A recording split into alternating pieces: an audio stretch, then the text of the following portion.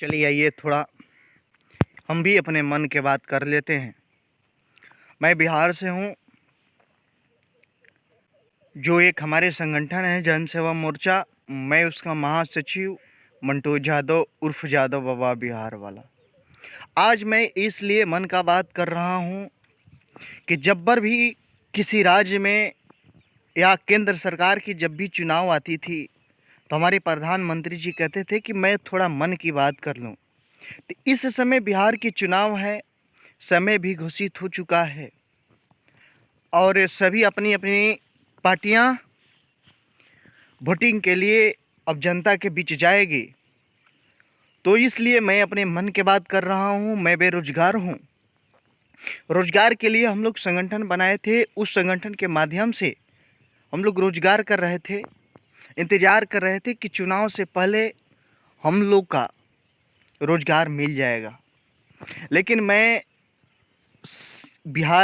जो भी बिहार सरकार में थी, मैं बिहार सरकार से चेता देना चाहता हूं कि जितने भी बिहार की बहाली रुका है, अगर बिहार की बहाली इस एक मंथ के अंदर सभी बहाली को फाइनल नहीं किया जाता है, अगर सरकार बोल रही है कि चुनाव के बाद कोई भी कार्य होगा तो उस सरकार के अंदर रहने वाले नेताओं को इसका खमियाजा भुगतना पड़ेगा और जुआओं चुपचाप नहीं बैठेगा। अगर आप चाहते हैं कि जो चुनाव आपको सही ढंग से हो तो इस पर आपको विचार करना होगा। जो भी बहाली रुके हैं, जो भी बहाली किसी भी वजह से रुका हो, इसका जिम्मेवार मान लीजिए कि कोई युवा नहीं है, कोई किसान नहीं है, कोई जनता नहीं है, कोई पब्लिक नहीं है। इसका जिम्मेवार आप हैं, आपकी सरकार है।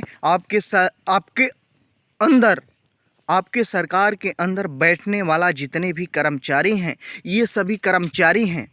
आपकी लापरवाही से, आपकी सरकार की लापरवाही से, आपके नेताओं की लापरवाही से, आपके कर्मचारियों की लापरवाही की वजह से जितने भी बहाली रुकी है, इन सभी लापरवाहियों को दूर करके चुनाव पे नहीं ध्यान देकर आप सभी युवाओं को रोजगार पर ध्यान देकर चुनाव से पहले रोजगार देने का काम कीजिए।